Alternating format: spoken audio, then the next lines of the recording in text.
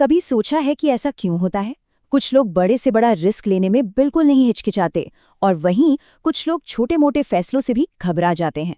तो क्या रिस्क लेना बस किस्मत का खेल है या फिर इसके पीछे कोई साइंस है? चलिए आज इसी कला को समझते हैं, वो स्किल जिसे कोई भी सीख सकता है। तो सबसे बड़ा सवाल यही उठता है, क्या रिस्क टेकिंग यानी जोखिम लेने की हिम्मत एक इनबिल्ट टैलेंट है जो कुछ ही लोगों में होता है, या फिर ये एक ऐसा स्किल है जिसे प्रैक्टिस करके कोई भी डेवलप कर सकता है? इस पूरी चर्चा में हम इसी सवाल का जवाब ढूंढेंगे। सबसे पहली और ज़रूरी बात, रिस्क लेना सिर्फ हमारी पर्सनालिटी पर डिपेंड नहीं करता। नहीं, ये असल में एक बहुत गहरी बायोलॉजिकल प्रोसेस है जो हमारे दिमाग के अंदर चलती है। जब भी हमारे सामने कोई रिस्क वाली सिचुएशन आती है ना, हमारा दिमाग फौरन एक कैलकुलेशन मोड में चला जाता है। देखिए, जब भी कोई रिस्क सामने आता है तो दिमाग के अंदर एक तरह की खींचतान शुरू हो जाती है।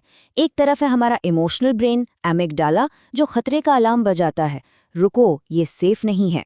दूसरी तरफ है हमारा लॉजिकल ब्रेन प्रीफ्रंटल कॉर्टेक्स, जो एक एनालिस्ट की तरह फायदे नुकसान का हिसाब लगाता है। और फिर आता है डोपामिन सिस्टम, जो इनाम और रोमांच के लिए हमें उकसाता है। हम रिस्क लेंगे या नहीं, ये इन्हीं तीनों के बैलेंस पर डिपेंड करता है।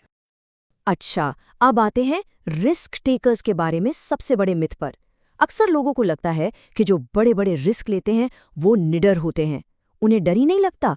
पर सच कहूं तो हकीकत इससे बिल्कुल अलग है। ये बात बहुत गहरी है। जरा सोचिए, निडरता जैसी कोई चीज है ही नहीं। कामयाब रिस्क टेकर्स वो नहीं है जो डरते नहीं, बल्कि वो हैं जो अपने डर को मैनेज करना जानते हैं। डर लगना कमजोरी नहीं, ये तो एक नॉर्मल ह्यूमन रिएक्शन है।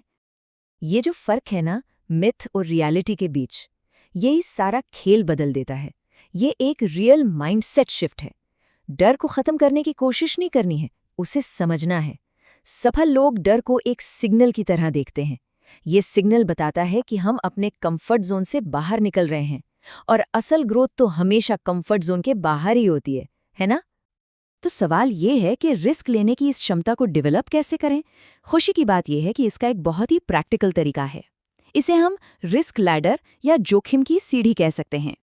इसे ऐसे समझिए जैसे कोई बच्चा साइकिल चलाना सीखता है। वो पहले दिन ही रेस में नहीं उतर जाता, राइट? पहले वो छोटे छोटे कदम लेता है, शायद गिरता भी है, पर धीरे धीरे उसका बैलेंस और कॉन्फिडेंस दोनों बढ़ता है। बस रिस्क टेकिंग का भी यही नियम है। छोटे छोटे कामयाब रिस्क ही हमें बड़े रिस्क के लिए तैयार करते हैं। तो ये है रिस्क लैडर पर चढ़ने का तरीका। छोटे छोटे चैलेंजेस एक्सेप्ट करने से हमारा दिमाग रिस्क को नॉर्मल समझने लगता है। पब्लिक स्पीकिंग के डर पर काबू पाना हो या फिर अपना कोई बिजनेस शुरू करना हो, हर बड़ी छलांग की शुरुआत ऐसे ही छोटे छोटे कदमों से होती है। देखिए, रिस्क टेकिंग कोई जादू नहीं है, ये एक स्किल है, और किसी भी स्किल की तरह इसे सही ट्रेनिंग से सीखा और मजबूत किया जा सकता है। बिल्कुल वैसे ही जैसे कोई फायर फाइटर या एथलीट खुद को मुश्किल से मुश्किल हालात के लिए तैयार करता है। इसका एक क्लासिक एग्जाम्पल है नेवी सील्स की ट्रेनिंग। जब कोई सैनिक पहली बार पानी के अंदर सांस रोकता है तो उसका दिमाग और शरीर दोनों पैनिक करते हैं, लेकिन जब वो बार बार एक कंट्रोल्ड एनवायरनमेंट में ऐसा करता है तो दिमाग उस सिचुएशन को नॉर्मल मानने लगता है। डर अपने आप कम हो जाता है। यही है एक्सपोजर की पावर।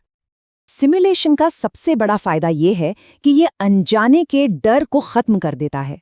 जब एक पायलट फ्लाइट सिमुलेटर में सैकड़ों घंटे प्रैक्टिस कर लेता है तो उसका दिमाग उस मुश्किल सिचुएशन का एक्सपीरियंस पहले ही कर चुका होता है। इसलिए जब असली रिस्क लेने का वक्त आता है तो डर बहुत कम हो जाता है। तो अब तक हमने लॉजिक और ट्रेनिंग की बात की, पर स्मार्ट रिस्क टेकिंग में एक और एडवांस्ड कॉन्सेप्ट है, एक और पावरफुल टूल, जिसे हम अंतर्ज्ञान या गट फीलिंग कहते हैं। हमारी गट फीलिंग कोई जादुई चीज नहीं है, ये दिमाग का एक बहुत तेज डिसीजन मेकिंग टूल है। सोचिए, एक एक्सपर्ट पोकर प्लेयर कैसे अंदाजा लगा लेता है कि सामने वाले के हाथ में क्या पत्ते होंगे? वो असल में अपने सालों के एक्सपीरियंस और इंट्यूशन का इस्तेमाल कर रहा होता है। ये एक तरह का हाई स्पीड डेटा एनालिसिस है जो हमारा दिमाग अनजाने में ही कर लेता है। अपने इंट्यूशन को शार्प करने के लिए हमें ज़्यादा से ज़्यादा एक्सपीरियंस लेने की ज़रूरत है। अपनी गलतियों और कामयाबियों दोनों से सीखना होगा। पर हाँ, एक बात याद रखने वाली है, सिर्फ गट फीलिंग पर आंख बंद करके भरोसा नहीं करना है। एक स्मार्ट रिस्क टेकर हमेशा अपनी गट फीलिंग को लॉजिकल सोच और डेटा के साथ बैलेंस करके चलता है। तो आखिर में बात साफ है, रिस्क से भागना कोई सोल्यूशन नहीं है। सही तरीके से सोचे समझे कैलकुलेटेड रिस्क लेना ही वो पुल है जो हमें एक ऑर्डिनरी लाइफ से एक्स्ट्रा ऑर्डिनरी सक्सेस की ओर ले जाता है। ये पूरी चर्चा हमें एक ही बात सिखाती है, सही माइंडसेट और ट्रेनिंग से कोई भी एक स्मार्ट रिस्क टेकर बन सकता है। तो अब जब ये कला समझ आ गई है, सवाल ये है कि इस सीढ़ी पर अगला कदम क्या होगा।